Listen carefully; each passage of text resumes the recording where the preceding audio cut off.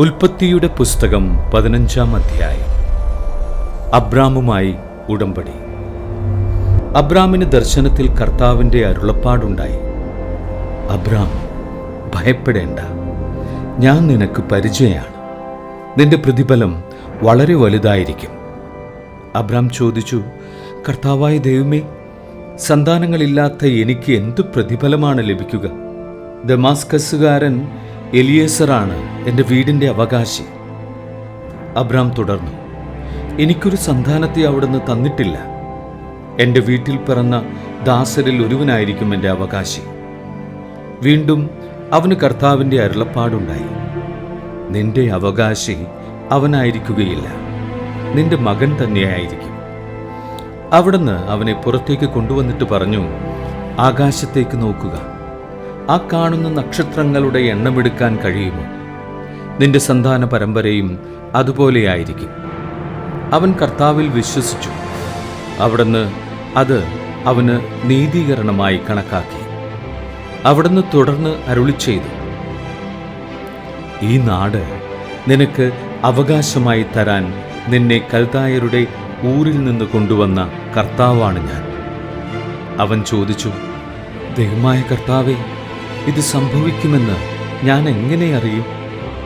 അവിടുന്ന് കൽപ്പിച്ചു, 3 വയസ്സു വീതം പ്രായമുള്ള ഒരു പശുക്കിടാവ്, ഒരു പെണ്ണാട്, ഒരു മുട്ടനാട് എന്നിവയെയും ഒരു ചങ്ങാലിയെയും ഒരു ഇളം പ്രാവിനെയും എനിക്കായി കൊണ്ടുവരിക. അവൻ ഇവയെല്ലാം കൊണ്ടുവന്നു. അവയെ 2ആയി പിളർന്ന് ഭാഗങ്ങൾ നേർക്കുനേരെ വെച്ചു. പക്ഷികളെ അവൻ പിളർന്നില്ല. പിണത്തിന്മേൽ കഴുകന്മാർ ഇറങ്ങി വന്നപ്പോൾ അബ്രാം അവയെ ആട്ടിപ്പായിച്ചു. സൂര്യൻ അസ്തമിച്ചുകൊണ്ടിരുന്നപ്പോൾ അബ്രാം ഗാഠനിദ്രയിലാണ്. ഭീകരമായ അന്ധകാരം അവനെ ആവരണം ചെയ്തു.